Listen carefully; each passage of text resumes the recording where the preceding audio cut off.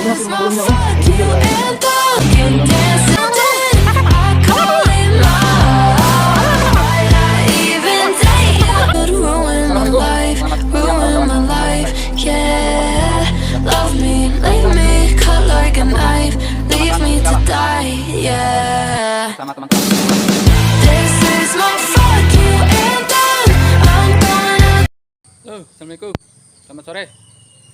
Terima kasih teman-teman yang masih menonton channel saya. Sekarang saya lagi ada di kebun bonsai taman. Orang ngetrennya bonsai taman, tapi kalau sebenarnya istilahnya sih elemen taman.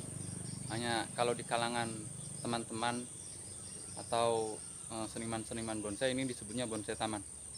Ini bonsai taman saya, teman-teman. Dari kebun bonsai taman saya. Ini rata-rata usianya sudah 2-3 tahunan. Tapi yang saya akan bahas pada sore hari ini bukan masalah bonsai taman atau elemen taman, tapi saya mau bahas masalah cara pemilihan cabang dasar pada babon atau bahan bonsai sakura makro.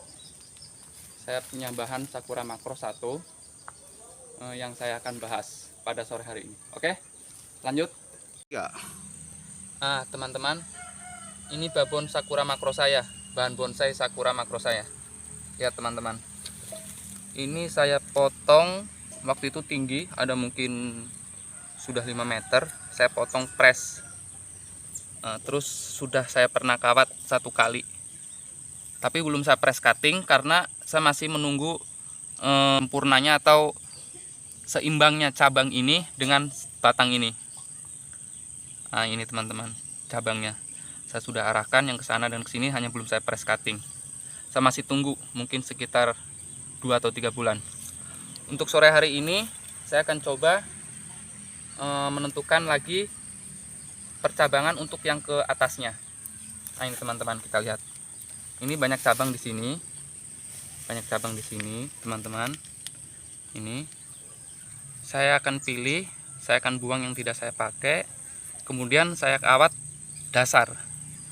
Kemudian saya akan kawat dasar, tapi saya tidak press cutting. Terus saya rapihkan potongan ini supaya nanti hasilnya kelihatan lebih alami. Oke, lanjut.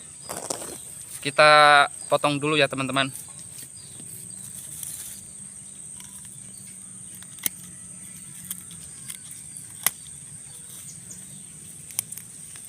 Ini kalau saya pertahankan, dia akan bertumpuk. Kelihatannya nanti kurang manis, jadi saya akan buang juga ini.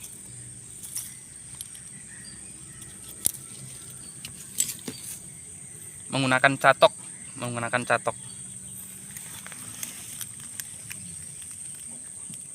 Kenapa menggunakan catok? Menggunakan catok itu lebih enak, lebih rapi.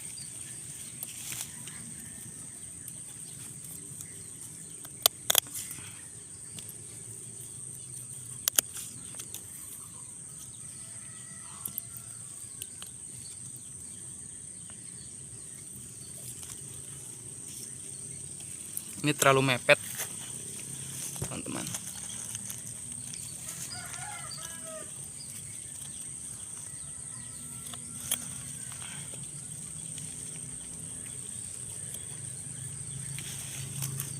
Kemudian yang ini kita catok juga. Catok kasih agak miring supaya posisinya dia seperti ngepen, dari besar terus mengecil.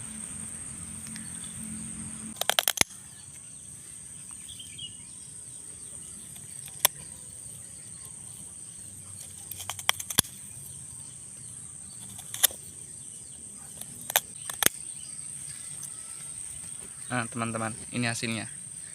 Kenapa juga saya pilih sebelah sini, supaya nanti ada kesan agak bengkok ke sana. Karena cabang di sebelah sini saya kasih agak kesan saya agak bengkok ke sana. Ini untuk cabang ke belakang, atau nanti juga bisa kita pilih dari sini. Mudah-mudahan di sini keluar tunas, sebelah sini di belakang. Bisa juga pakai yang di sebelah sini untuk cabang ke belakangnya. Ini dari sini. Oke, lanjut. Lanjut. Sebenarnya kalau ini saya punya catoknya cuman begini teman-teman. Sebenarnya untuk yang begini, yang model kasih kroak, bagusnya itu pakai catok kakak tua. Hanya saya belum punya teman-teman. Jadi saya masih pakai catok yang model cembung. Setelah dicatok, itu kita rapikan pakai cutter. Kita rapikan pakai cutter.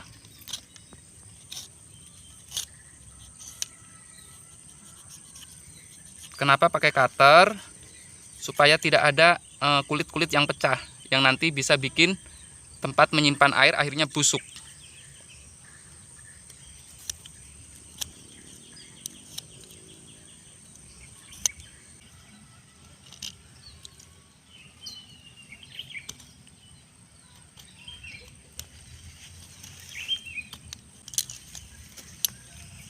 Kita kasih dalam lagi ini yang di tengah, supaya nanti kambium yang di sini dengan kambium yang di sini kemungkinan besar dia mau menutup.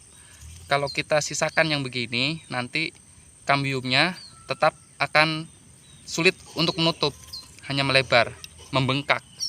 Tapi kalau kita kurangi di bagian tengahnya, memang rekomendasinya tetap harus pakai catok cembung, catok kakak tua teman-teman. Kalau pakai catok cembung memang agak sulit kita kerjanya.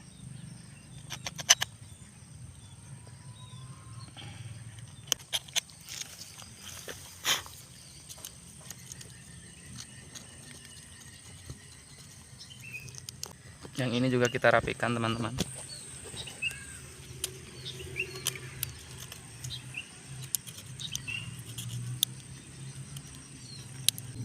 Terus kita kawat untuk yang bagian belakangnya ya teman-teman. Kita untuk mengarahkan cabang yang bagian belakang. Jangan terlalu keras ngawatnya teman-teman, karena cabangnya dia masih kecil yang di belakang ini. Kita kurangi daunnya, rantingnya. Kita kurangi dulu supaya dapur makanan fokusnya di ujung. Jadi di sini nanti cepat membesar. Oke, kita arahkan ke belakang. Begini teman-teman. Terus yang ini kita juga kawat.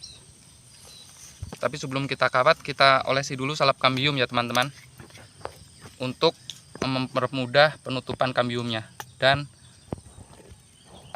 resiko pembusukannya karena hujan dan panas itu kurang, atau memang rekomendasinya harus pakai salep kambium teman-teman.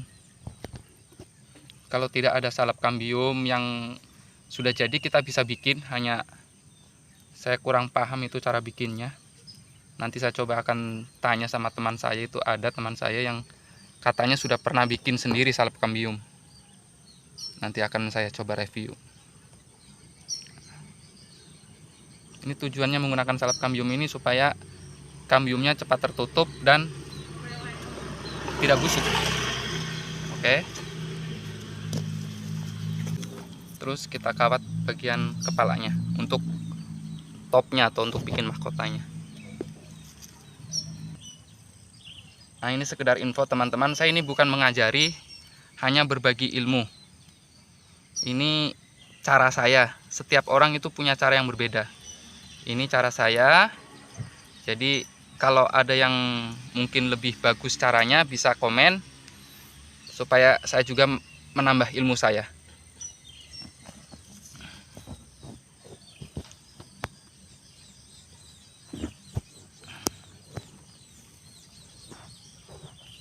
Oke.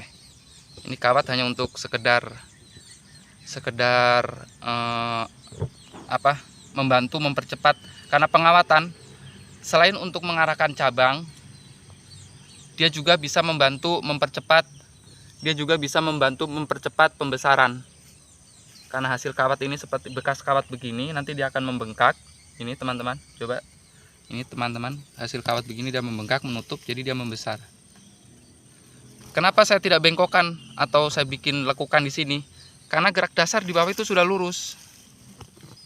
Jadi kalau kita membuat bonsai itu kalau bawahnya sudah lurus sampai di atas juga harus lurus. Jangan di bawah sudah bengkok, di atas berkelok. Nah itu nanti kalau bonsai kita dibawa di pameran atau di kontes itu akan mengurangi poin. Itu yang saya tahu, Mungkin ada saran lain juga atau ada ilmu lain, saya juga tidak tahu, hanya yang saya tahu itu begitu. Jadi kalau di bawahnya bengkok, ini kan gaya formal. Gaya formal, di atasnya juga harus lurus. Kalau di bawahnya lurus, itu di atasnya lurus. Kalau di atasnya mau dikasih bengkok, itu di bawahnya memang yang sudah berkelok-kelok. Jadi ini kan tegak lurus, ada yang tegak berkelok-kelok.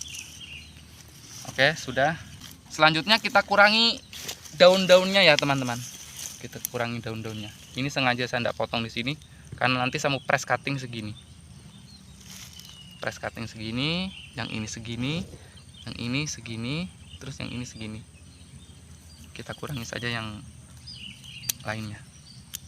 Babon Sakura Micro juga babon yang recommended teman-teman. Dia cantik kalau dia sudah jadi karena dia mengeluarkan bunga. Sama seperti bougainville, seperti sayang simbur. Cara cepat saja teman-teman. Tidak apa-apa kalau masih bahan begini, tidak apa-apa. Nah, ini hasil akhirnya teman-teman.